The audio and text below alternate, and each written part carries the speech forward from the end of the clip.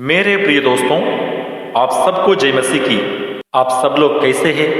मैं विश्वास और प्रार्थना करता हूं आप सब लोग ठीक होंगे। डॉक्टर विलियम कैरी के बारे में आज सुनाऊंगा, अंत तक आप सुनिए। मैं ये विश्वास करता हूं इन्हीं का जीवन एक और बार परमेश्वर आपसे बातचीत करेगा। विलियम कैरी का जन्म अगस्त महीने 1761 में अमेरिका में पैदा हुआ था। छोटे लड़के के रूप में ही विलियम कैरी अपने कठोर परिश्रम के लिए जाना जाता था। किसी भी साहसिक कार्य को शुरू कर उसे पूरा करके ही छोड़ता था। कोलंबस जो एक अन्वेषक था, वह उसका पसंदीदा व्यक्ति था, जिसका विषय में वह बातें किया करता था। इसी कारण उसके दोस्त उसे कोलंबस कहा करते थे। उसे प्रकृति से भी प्यार था और वह खेतों से पौधे, पतंगे तथा पक्षियां लाकर उनका अध्ययन किया करता था। परंतु इन सबसे अधिक प्यार उसे किताबों पढ़ने से था। विशेषकर यात्रा एवं रोमांच से संबंधित उसे भाषाओं के अध्ययन में भी गहन रुचि थी। बाल्यकाल में ही उसने लैटिन भाषा का अध्ययन शुरू कर दिया था। अभी एक मोची के रूप में सुनेंगे। उसने 12 वर्ष की उम्र में ही स्कूल जाना छोड़ दिया था और उसके पिता ने उसे 14 वर्ष की उम्र में मोची का काम सिखा दिया था। इस उम्र तक धर्म के बारे में कुछ मालूम नहीं था। यह सच है कि गाने वाला झुंड के साथ चर्च में जाते थे, लेकिन गाना गाने समूह में कुछ लोग झूठ बोलना, अश्लील कहानियां सुनाना हमेशा होते थे। तथापि उनके दोस्त एक दिन उसने अपने मालिक की एक मुद्रा खर्चा कर दिया और उसके बदले 40 मुद्रा रख दी। उसके मालिक ने उसे पकड़ लिया और सबके सामने उसे अपमानित किया। इस घटना ने विलियम कैरी को विनम्र बनाया और उसके दिल में परमेश्वर को कार्य करने का मौका मिल गया। वह पाप के कारण आत्मालिंगन से भर गया तथा उसके पास्टर ने उससे समझाया, मात्र आराधना में आने से अथवा भला बनने से व्यक्ति मसीह नहीं बन जाता, परंतु यीशु मसीह को स्वीकार करने से बनता है। इन सब से वह और दुखी हो गया और अंत में अपने घुटने पर आकर पुकार उठा, हे प्रभु यीशु, मेरे दिल में आ और मेरे पापों को धो डाल। मैं इसी समय आपको ग्रहण करता हूँ। उसी क्षण यीशु मसीह उसके दिल में आ जाते हैं और विलियम कैरी का मन परिवर्तन हो जाता है। विश्वास में बढ़ते रहा। जूतों की मरम्मत और बनाने के साथ साथ वह इंग्लैंड के मेल्टन शहर के प्रार्थना भवन में वह कार्यकारी पास्टर भी था। कैरी कहा करता था, मेरा मुख्य काम तो यीशु मसीह के राज्य का विस्तार करना है। मोची का काम तो अपने कच्चा को पूरा करने के लिए करता हूँ। अपने कार्य को करते वक्त अपने पास एक पुस्तक रखता था जिसे वह पढ़ा करता था। इस प्रकार से उसने यूनानी तथा लैटिन भाषा सीख ली। वह इब्रानी, फ्रांसीसी, इटालियन तथा डच भाषाओं को भी अध्ययन करने लगा। इब्रानी भाषा सीखने के लिए उसे शिक्षक ढूंढने 9 मील चलना पड़ता था। प्रभु के सेवक के रूप में सुनेंगे। उस समय विलियम कैरी ने कैप्टन कुक की समुद्री यात्राओं से संबंधित पुस्तक पढ़ी और दक्षिण के समुद्री द्वीपों को असंख्य लोगों को समाचार सुनाए जाने की आवश्यकता ने उसे अति प्रभावित किया। विलियम कैरी अपने दुकान में हाथ का बनाया हुआ विश्व का मानचित्र टांग लिया, जिस पर उसने विभिन्न देशों को नाम तथा जनसंख्या और विभिन्न लोगों की जानकारियों को जिस उसने पढ़ा था लिख लिया था।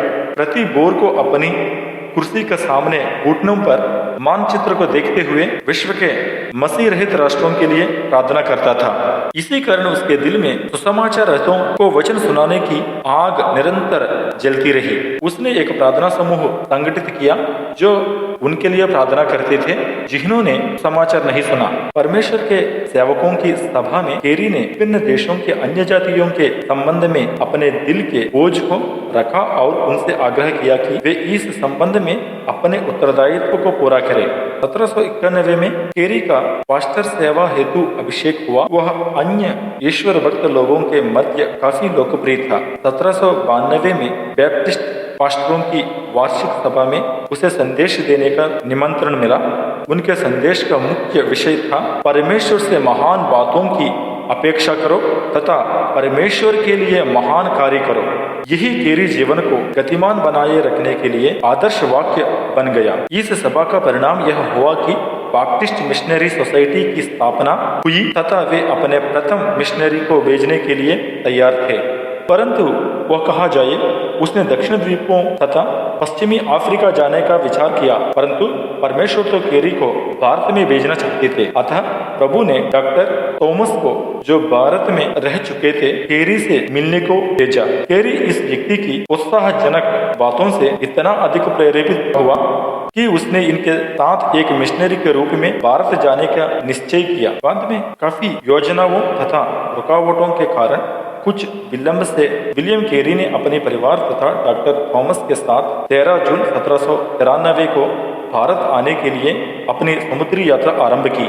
एक कठिन यात्रा के बाद नवंबर माह में केरी ने भारत के कलकत्ता शहर में अपने पांव रखे। केरी के साथ उनकी पत्नी, 4 बच्चे तथा उनकी पत्नी की बहन थी। इनमें से किसी ने भी भारत के लोगों को मसीह के लिए जीतने हेतु केरी को बोझ में साथ नहीं दिया, लेकिन विलियम विश्वास है निश्चित ही परमेश्वर ने उसे भाषाओं से प्रेम के माध्यम से इसी महान कार्य के लिए तैयार किया। भारत आने के बाद पहले वर्ष में ही उसके परिवार के एक के बाद एक बीमारी बढ़ते गए। उनका बेटा पीटर, जो 5 वर्ष का था, बुखार से मर गया। कोई भी हिंदू अथवा मुस्लिम व्यक्ति कब्र खोदने को तैयार नहीं था। अतः बीमारी के कारण कमजोरी का हालत में भी केरी ने कब्र खोदना शुरू किया। जब 2 नौकरों ने आकर उनकी मदद की तो धन्यवाद की भावना में केरी के आंसू निकल आए। अपना खर्चा चलाने के लिए विलियम केरी ने नील बनाने वाले एक कारखानों में प्रबंधक के पद पर कार्य किया।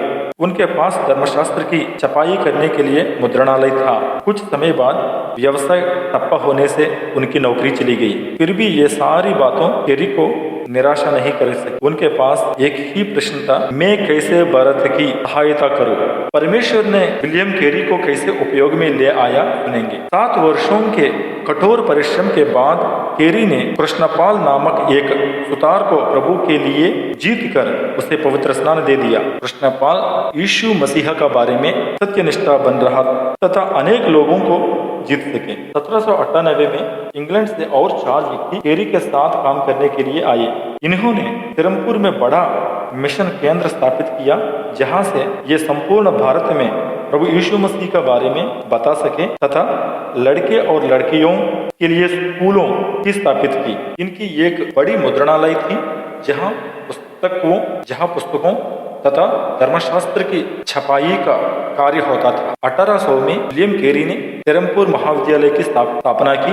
उन्होंने एक अनाथालय तथा कुष्ठ रोग अस्पताल स्थापित किया।